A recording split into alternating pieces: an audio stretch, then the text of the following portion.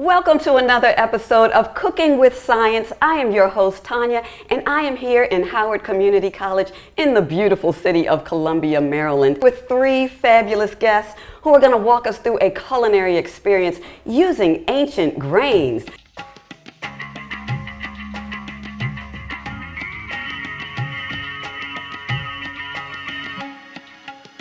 Chef Eric, he is with Howard Community College. Tell us a bit about yourself. Well, I'm a classically trained chef, and I'm now in charge of the culinary program here at Howard Community College. And one of our goals is to meet our students where they are and get them into that dream culinary job. Oh, that is awesome. And from the U.S. Department of Agriculture, Agricultural Research Service, we have Sean and David. Tell us a little bit about your work. Hi, my name is Sean Liu. I'm working for the USDA Agricultural Research Service in Peoria, Illinois. My work is focused on the post-harvesting of grains. Excellent. And David?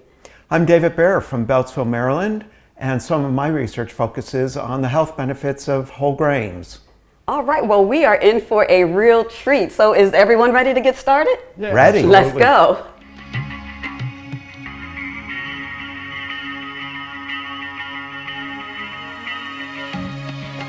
Chef Eric is going to whip us up an ancient grain salad. What type of grain are we using here, Chef? So we have Farrow, which is an Italian grain. Wonderful, Farrow. So tell us a little bit about what is Farrow? Farrow is actually the name for three different varieties of wheat. One is spelt, the other one is emmer, the last one is einkorn. They are all ancient grains, and they have been used for the soup and salad, which we are going to do, I understand. Wonderful. And so you say it's from the wheat family, Yes. so it is not gluten-free. It's not. But what are the characteristics of it? What are we going to do here? So one of the things I like using the ancient grains is they have a little more character to them. They have more of a nutty flavor, things that make them not what everybody's expecting. Okay. And so, for example, this, you can't store it indefinitely because it does have oil in the product and it will go rancid. Okay. So we're just take So this. what do we know about these oils in grains? Well, some of the oils in grains, in some of the grains, there's the omega-3 oils. In wheat, it's not omega-3 oils, but there are some oils in wheat. Generally, it's found in the germ part of the seed. So you might have heard of wheat germ oil. Definitely. That's the oil that comes out of the wheat germ part of the seed. Okay. And different plants have different composition, different makeup of the fats, and some of those can have some health benefits. Okay. One of the things that happens with fats, as Chef Eric mentioned, they can go rancid. Yes. And that is when something goes bad. Right. So what happens chemically is those fats get oxidized and they have an off flavor. Okay. And so in order to avoid that off flavor, how long should we store it? It depends. If you can, the more airtight the container, the longer the period of time. Okay. As David said, it's oxidization. So if you can vacuum seal it, you have a longer period of time than if you're doing it, let's say, just in a low container that isn't sealed as well. Got it. Okay, so what are we doing? We're going to add some vegetable stock, and then we need to actually cook and rehydrate the grain. Okay. And so we're going to go ahead and start that. We did do a little earlier. We have a batch that we cooked for approximately an hour. They look like walnuts. Yeah, kind of a little bit. Yeah. But they're rehydrated, they're fully Okay. cooked. And the other aspect of it is we chilled them. Okay. And so they absorbed all of the moisture that we had in there. And how long does it take to cook them? Approximately an hour. An hour? Okay. Yeah. So you can put them on the stove, leave them, go do something else, and then come on back. Okay. Bring them to a boil, turn it to a very low heat. Okay, wonderful. And then right here, for an application such as this, we want something that's relatively strong in the vinegar and the flavors, as opposed to a light vinaigrette that you would put on like a baby green salad. Okay. The other thing we're using is to match the dish is a pomegranate molasses. Oh. And this is effectively just reduced down pomegranate juice. Okay. Like you've seen the pomegranate juice. This is just down to the point where it's really concentrated, has the flavor. All righty. And that's a sweetness, correct? Absolutely. Okay. And it also has that nutty aspects of the pomegranate. And that'll offset some of the, not offset, but Complement. Thank you. Yeah. Complement the nuttiness of the grain. Exactly. And then we'll add some sweetness with it. So we're just putting the pomegranate molasses. Okay. And then the next one we're going to do is the balsamic vinegar. I'm smelling that balsamic. It smells very delicious. Now, what we're going to do is we're going to add Dijon mustard. This will give us a little spice. Okay. And the other aspect to it is also is going to give us a little bit, it acts as an emulsifier. What is an emulsifier? So an emulsification is mixing two unlike liquids. Okay. So if you think about if we just pour oil and water together, they separate. Okay, yes. And so what we want is something that's not going to separate. We want something that's going to be a homogeneous operation. A homogeneous, you're using big words, chef. Huh? Homogeneous. It's cooking with science.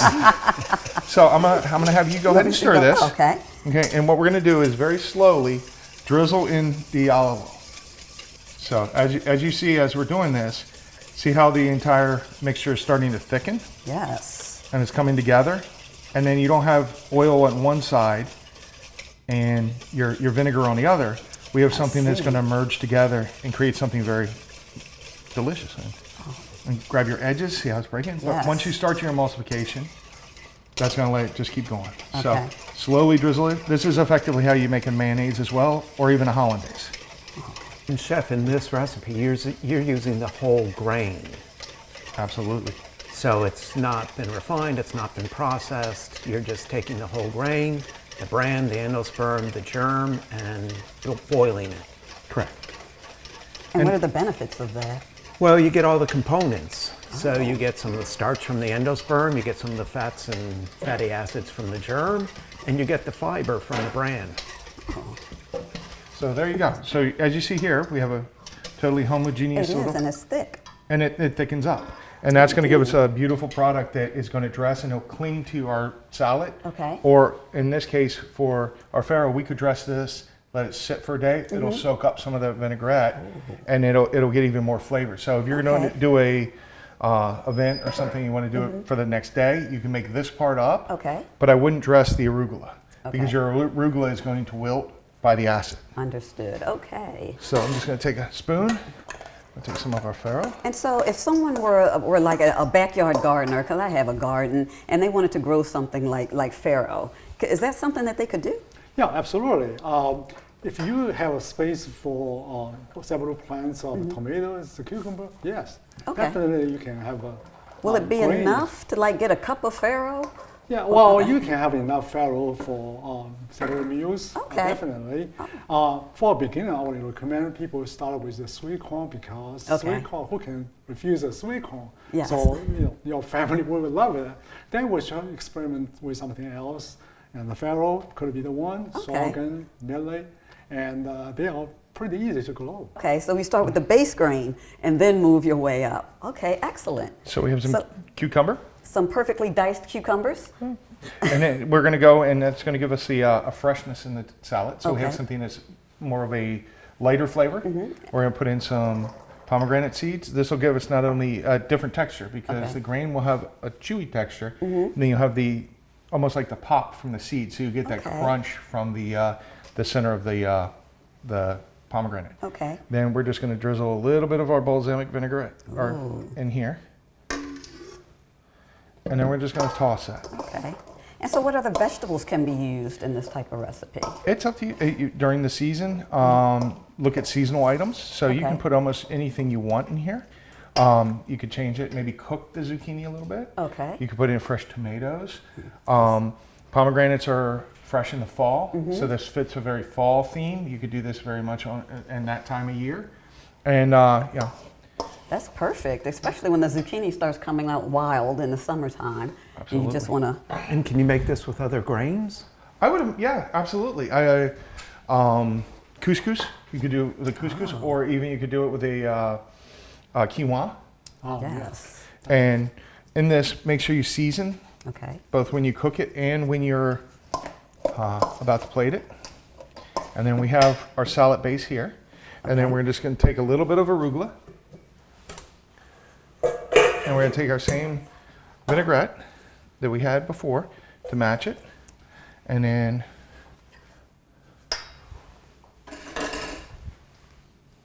And you said always do this right before you're going to eat it. absolutely. Okay. The vinegar is going to start to react with the lettuce or the whatever you're using. Yeah. And then And that's with any type of leafy green. It will do Yeah. that. Okay. certain leafy greens will give you more time than other ones. And then what we're going to do is just take, we can do a ring mold if we want to do something special. And then we can just spoon our concoction in. Okay. And if you don't have a ring mold? Well, I mean, we've done it with even something as simple as a coffee cup. Oh. So you can take a coffee cup, and this looks nice, or if you have like a small, if you're doing a big party in your backyard, you could take like a bread pan, like a pound cake pan, push it all in, and then if you take a few seconds and just push it in, and you can even unmold it here, and you'll have the shape there. That's beautiful. You know, that turns a $5 dish into a $15 dish, doesn't it? Don't give sorry, away all the I'm secrets. sorry. And then we have there, and we have from that perspective. And because we're talking about a grain that comes from the Mediterranean, to give it a little Mediterranean feel, we can take some fresh mint, and then we're just gonna. So you said we could use other types of grains like couscous, and what about those that we were talking about, chia seeds and flax seeds? Is that something that can be added here just to add some of those omega-3s? Absolutely. Okay, so pretty much you can do anything that you want to do with this salad. Your imagination's a limitation. Oh, awesome. Well, it looks delicious. I'm ready to dig in. Absolutely. And I have no fork.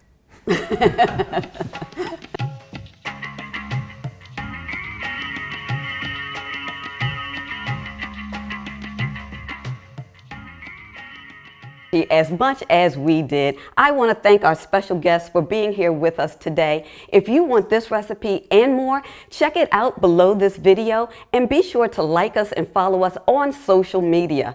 And by the way, if you tried out this recipe, be sure to let us know how it turned out in the comments below. And if there's a recipe or an ingredient you would like to see in future episodes, be sure to let us know in the comments below. Until then, enjoy these recipes and happy cooking.